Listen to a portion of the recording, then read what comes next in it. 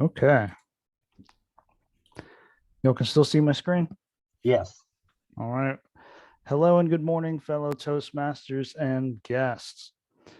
Now, some of you may be here for my Easy A and have no idea what League of Legends is, hence LOL 101, League of Legends 101. And that's okay because I wouldn't have a 101 course without you. Some of my credentials before we get started. I have played this game for a few months. My friends dragged me into this game. I still have no idea what it is, so you are in good hands. So let's get started. What are the learning outcomes? We're going to be talking about what League of Legends is at a high level. We're going to be talking about the roles that are inside of League of Legends at a high level, just the general stuff you need to know, and the objectives to win, of course. That's the whole point of the game. For some of you diehard fans out there, specifically, we will not be covering any champions in specific abilities and specific itemizations. That is a college degree in and of itself. We're not going to be talking about jungle minions or any strategies in general. We just want to talk about how to play the game, how to win the game. All right. So this is the map of League of Legends. And just like any other sport, you have a goal, whether it's football and you need to score a bunch of points or whatever it is. And here the objective is actually quite simple. Now, down here at the bottom, I have a circle. If you started at the blue base, your goal is to kill this structure way up there, and it's a mirror across the whole map. It's the same exact setup on the red side. You just need to destroy that base, and then you win the game. That's it. Now, of course, there's a little bit of a catch. Each team consists of 5 members. So let's go back up here. So 10 total people are playing in a game of League of Legends at any given time. You have the top role. You have the middle role. You have the jungle role. And then finally, you have support and the bottom role. And the support and bottom play together. Now, each of these roles play against each other. So think of like a quarterback or a goalie, except they're duking it out with the other goalie or the other quarterback. We don't need to get into the specifics of what each role is. Just know that these roles do exist. Okay, going back to our map. So real quick, let's go ahead and put these little guys in their correct lanes here. So top goes up here, hence why it's called top. And it is the furthest lane away from everybody else. They'll duke it up here one-on-one. Middle goes in the middle, as you might expect. And then we have the bottom and the support playing together. And it is a unique lane because it's 2 people versus 2 people instead of one person versus another. And then we have the jungle. So real quick, let's highlight what the jungle is in League of Legends. So we have this section here, and it's mirrored again on both sides. And this is what League of Legends considers the jungle. And this is where the jungler resides. So it's not a lane like all the other ones. And what is a lane? Well, a lane is these lines here.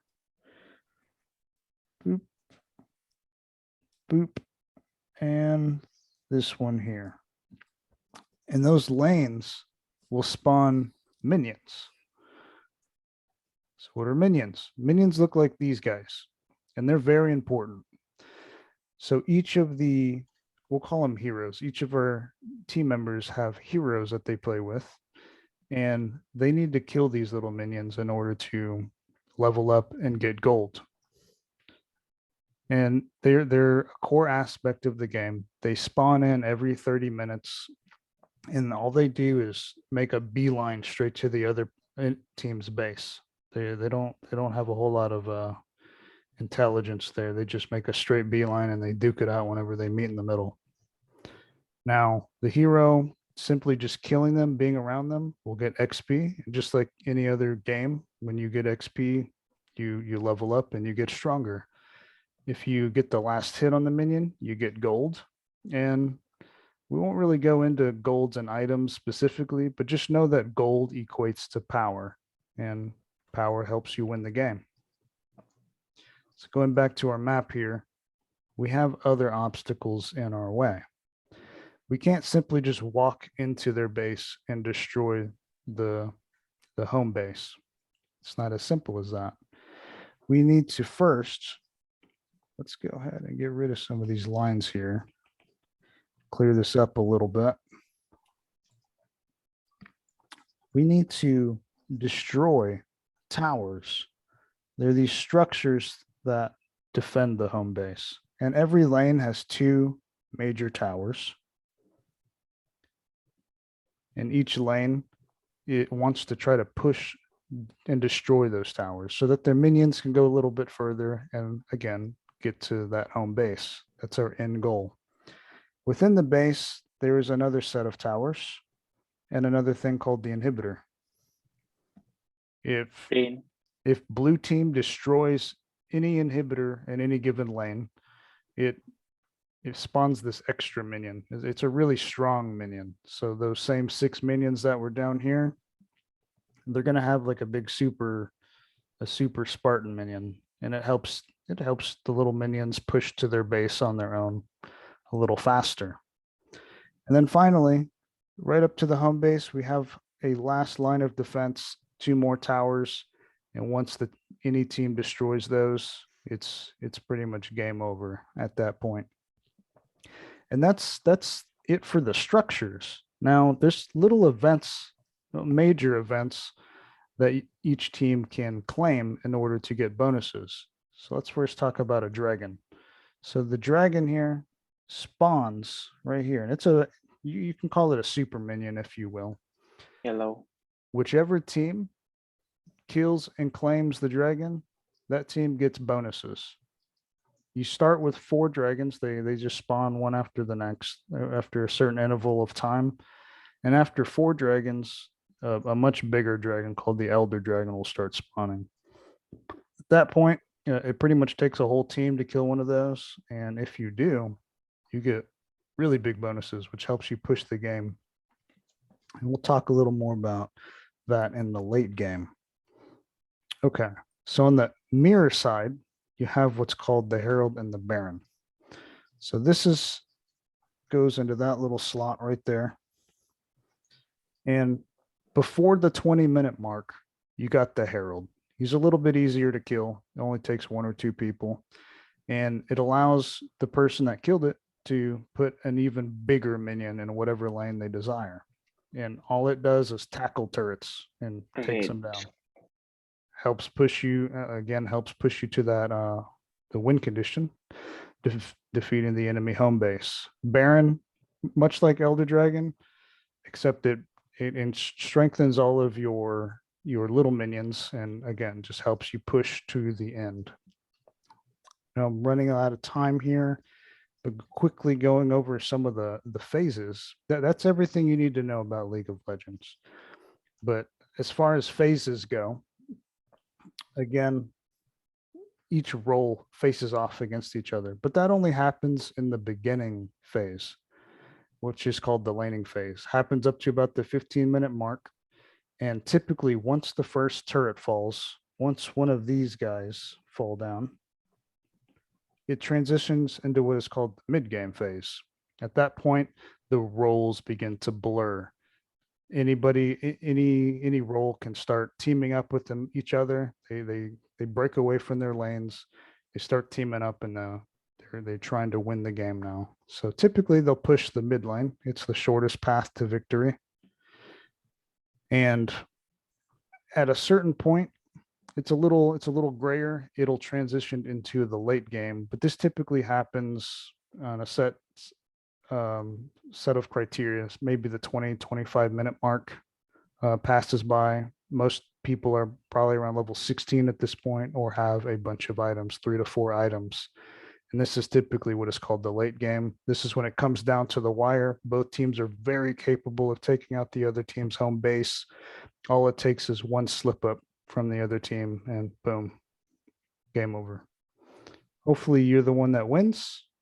And well, that's League of Legends in a nutshell. League of Legends 101. Thank you, everyone.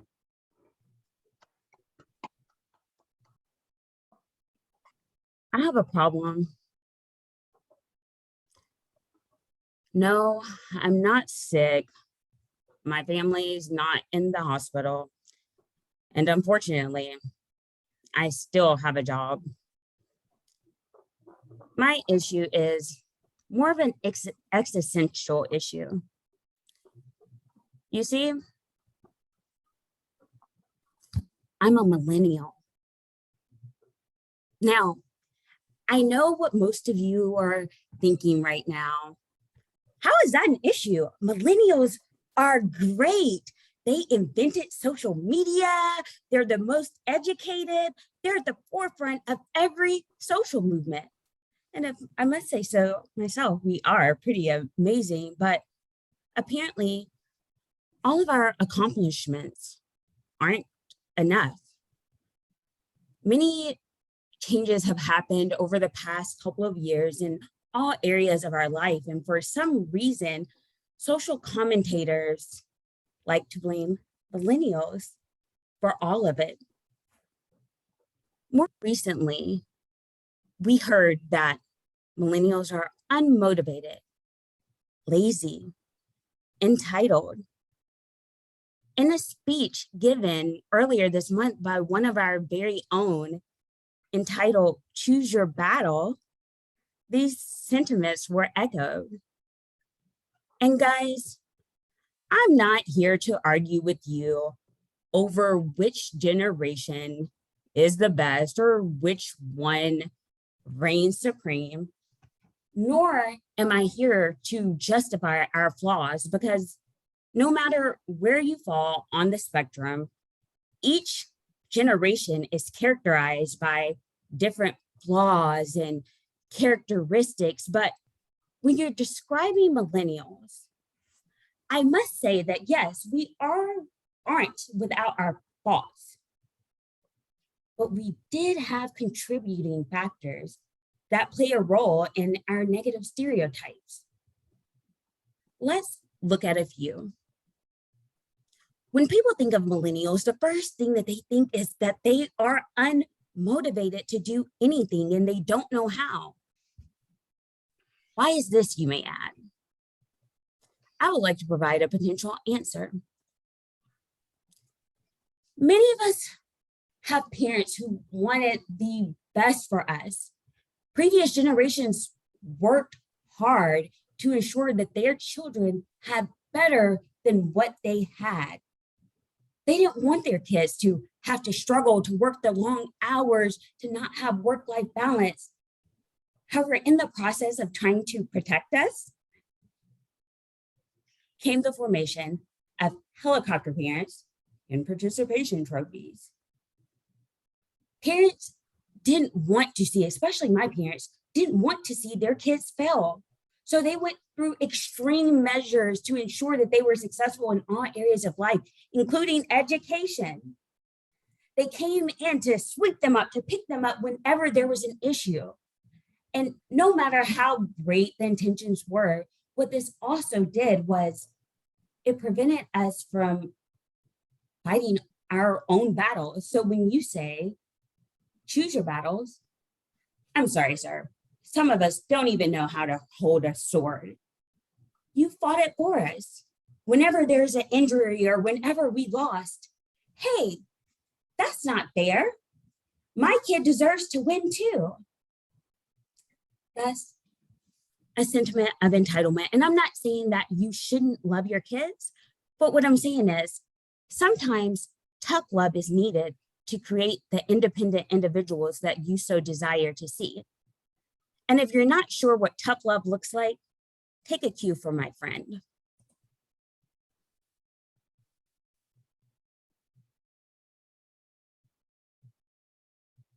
Take a cue from my friend.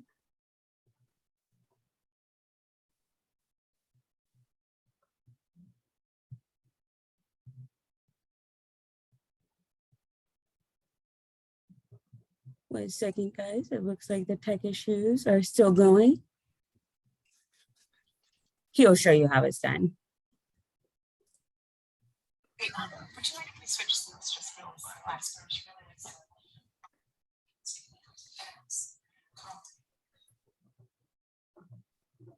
Switch, I think it's more.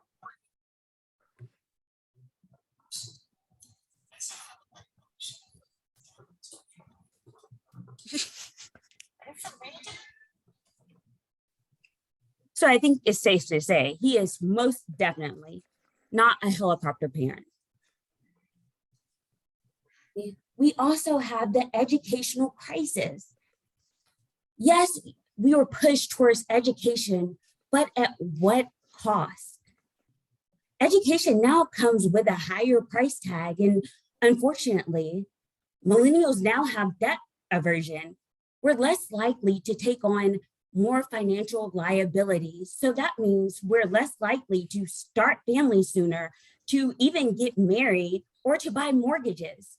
If the average mortgage is $200,000 and the average wedding is $300,000, and then you start tacking on house and cars and loans and kids, which run $245,000 from 0 to 18, of course, we're going to be less likely to think about it.